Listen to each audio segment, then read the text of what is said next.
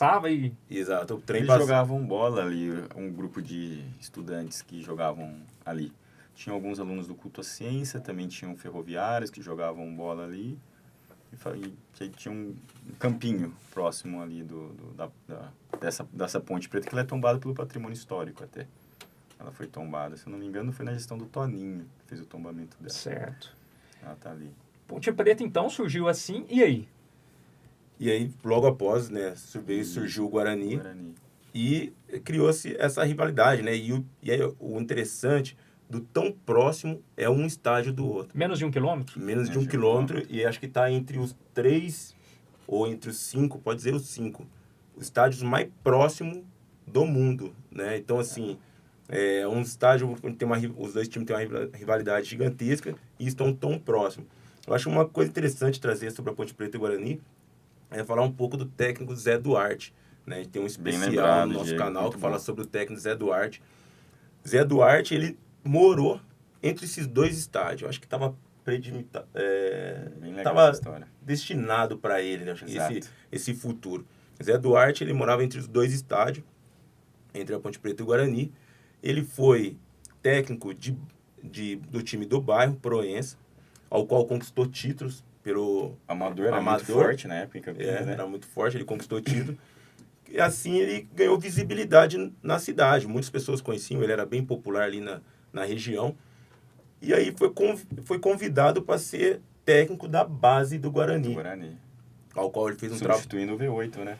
É, antes dele era o V8, o famoso fotógrafo que registrou Campinas. Exato. E aí o técnico Zé Duarte, ele fez um ótimo trabalho na base, chegando a ser o técnico do time principal do Guarani. Mas só que ele não ficou só no Guarani. Ele também foi técnico da Ponte Preta. Ele é campineiro, técnico de Ponte Preta e Guarani. Campeão pelos dois times. Ao qual ele ganhou título pelos dois times. Então é uma baita pessoa que conecta esses dois times. Eu acho que merecia até, né, Ivan? Exato. Uma homenagem a esse técnico. A gente tentou, né, na época, fazer uma vicinal, né, em homenagem a ele. Uma homenagem, eu acho que seria interessante até naquele trecho onde tem aquela praça que conecta os dois estádios, pudesse ter uma ciclovia ali. Chamando Zé Duarte. Chamasse Zé Duarte, porque ele transitou nos dois times e foi respeitado pelos dois times. O técnico que mais desceu a rua e subiu a rua. Exato. Qual a relação de Ponte Preta e Guarani com a Mogiana? Bom, no estádio da Mogiana, né, o pessoal... A Campinas tem 3 estádios. Brinco de Ouro, Moisés Lucarelli e o estádio da Mogiana. Maravilhoso, Mogiana. O estádio da Mogiana hoje pode ser um patrimônio que está parado, um baita patrimônio. E ali já teve derby, né? O Guarani e Ponte Preta já fez o primeiro, o jogo. Talvez, ou não? Não chegou a ser o primeiro. Não. Mas o estádio da Mogiana foi construído para os ferroviários, né? Pela Mogiana. E ali ocorreu o derby e teve outros jogos do Guarani também que passou por ali. Nós fizemos alguns Liga Campineira também, né? Tinha bastante lá. Era forte a Liga Campineira, na época em Campinas. E teve o time Campinas também, né? Pelo também. Careca, né? Administrado pelo jogador. E também utilizou dali do espaço. Então, assim, os amadores também utilizaram ali. Então, há um local que eu acho que a cidade tinha que olhar com mais carinho e fazer um poliesportivo ali. Tinha até não só o futebol, né? A Mogiana, que nem assim poucas pessoas sabem, mas Éder Joffre lutou lá. Éder Joffre.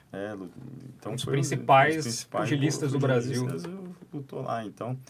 E lá é fantástico. A gente não teve a oportunidade de gravar, autorizaram a gente a entrar, mas não autorizaram a gente a gravar. A quadra, o riscado da quadra é linha férrea. A quadra, né, do estádio da Mogiana é um estádio fantástico. Mas infelizmente, essa é uma parte triste da história. Que história é essa de um bunker na Vila Industrial? Tá entrando também nesse passeio que nós estamos construindo, que vai falar um pouco da Revolução de 32. Vamos trazer também um pouco da história dos pracinhas, né, que vieram lutar, né, em 44, né, na Segunda Guerra, mas o bunker ele foi utilizado em 1932, está na Vila Industrial, é um local que a gente conheceu através de um seguidor do nosso canal, o Thiago, e ali foi uma casa que as pessoas o proprietário abriu a porta para que as pessoas pudessem abrigar, né, se abrigarem nessa Revolução de 32, quando teve os bombardeios na cidade de Que Campinas. morreu o Aldo Chiorato. E liga a história do garoto de 9 anos. Isso. Que tem um obelisco em São Paulo em homenagem a ele. Isso, que foi na estação ferroviária que caiu a bomba e acabou falecendo o Aldo Chiorato. E nessa época existiam bunkers, então, em Campinas. Então, ele virou um bunker. Na verdade, aquela era a maior casa da Vila Industrial, era uma casa, parecia uma fortaleza, que foi feita... Inclusive tem vídeo, vocês foram lá. Né? Isso, que nós fomos. Ela, a parte de baixo, ela é toda reforçada de pedras e madeira maciça. E a parte de baixo servia para estocar café. Então, era um grande comerciante, né? O proprietário de lá. E por ser a casa mais protegida, as pessoas se escondiam, acabaram se escondendo e acabou virando um bunker também. Não é que foi construído um bunker, mas ela se transformou num bunker, essa casa. E o Thiago restaurou, né? Era da família dele, estava perdida essa casa. Ele mostrou fotos pra gente, toda destruída. Ele foi, comprou, acho que do tio, se eu não me recordo, e quis restaurar porque ele quis manter essa história. Tá fantástico. Hoje é um casarão que ele aluga. Para quem quiser fazer eventos, a gente recomenda, é bonito. Nós temos 2 distritos importantes em Campinas, são distritos recentes, que é o Campo Grande e a região ali do Ouro Verde, os diques, né? O que daria para a gente trazer de história dessas 2 regiões? Bom, né, Campinas, acho que o que marca muito Campinas é isso, né? A questão dos distritos, né? Nós temos Ouro Verde, Campo Grande, Souza. Barão Geraldo, Souza, Joaquim Gide. Dá pra gente pontuar alguns deles, algumas histórias de cada um deles? Do Campo Grande, eu acho que o interessante é a avenida que conecta o centro de Campinas até o Campo Grande, que é uma das principais avenidas, que chama John Boy do Lopes. Eu acho interessante trazer, porque as pessoas passam ali, vou passar pela John Boy do Lopes, e muitos não param para pensar, quem foi John Boy do Lopes? Quem foi John Boy do Lopes? Por que ali chama John Boy do Lopes? A Avenida John Boy do Lopes tem uma das principais empresas ali, que é a Pirelli, fabricante de pneu. Anteriormente era a Dunlop Pneus. Então, o John Boy do Lopes foi o criador do pneu, né? Se criaram a roda, mas o John Boy do Lopes foi quem criou o pneu. E ali, com a fábrica Dunlop, se colocaram o nome da avenida John Boy do Lopes. Então, a gente vê como que tudo, né? Uma das coisas que a gente traz, né? Essa questão da participação das empresas na cidade, né? Que marca essa história, né? Marca nome de ruas. Então, a Avenida John Boy do Lopes, ela carrega esse nome do criador do pneu e por causa da fábrica que tinha ali, Dunlop Pneus.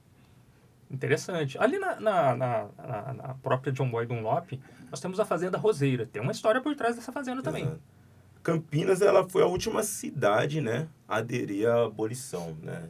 Campinas é a última cidade do Brasil, né? Do Brasil. Então, história, dizem, né, a gente, através do historiador, até do Valdir, que é um dos grandes parceiros que a gente tem, que a gente sempre conversa com ele. Campinas, os escravos, aqueles que eram rebeldes, né, considerados rebeldes, eram trazidos para Campinas para sofrerem um castigo. Você tem uma ideia do nível que era, né, a cidade de Campinas. Então, a Fazenda Roseira, ela foi uma fazenda ao qual ainda é preservado traços, né, espaços onde teve os escravos, mas só que hoje ela é um espaço cultural afro. Então, por isso que ainda tem essa preservação. Acho que a história a gente não pode deixar apagar para que as pessoas possam lembrar o que foi a cidade. E que nunca mais se repita, né? Exato, e para que nunca mais se repita. Acho que muitas coisas da época, né, da escravidão foram se apagando, foram destruídas para que não ficasse nenhum registro. Diferente de outros países que preservaram para mostrar, aqui aconteceu isso, não vamos mais repetir essa história. E no Brasil não, se apagaram, acabou com tudo, mas a Fazenda Roseira foi preservada. Ali tem uma grande personagem que é a Alessandra, que é uma das líderes ao qual toma conta da Fazenda Roseira. Isso hoje? Hoje. Tem o grupo, né, João Dito Ribeiro, Isso mesmo, que também promove, né, a cultura afro, ao qual acolhe escolas, empresas, para contar sobre o jongo, contar sobre o que foi aquele espaço. Então, às vezes, a gente sempre menciona, né, a gente busca ir para outros estados para conhecer um pouco da história afro. e sendo que tem aqui em Campinas. Então, é um espaço bem preservado, um espaço cultural. Então,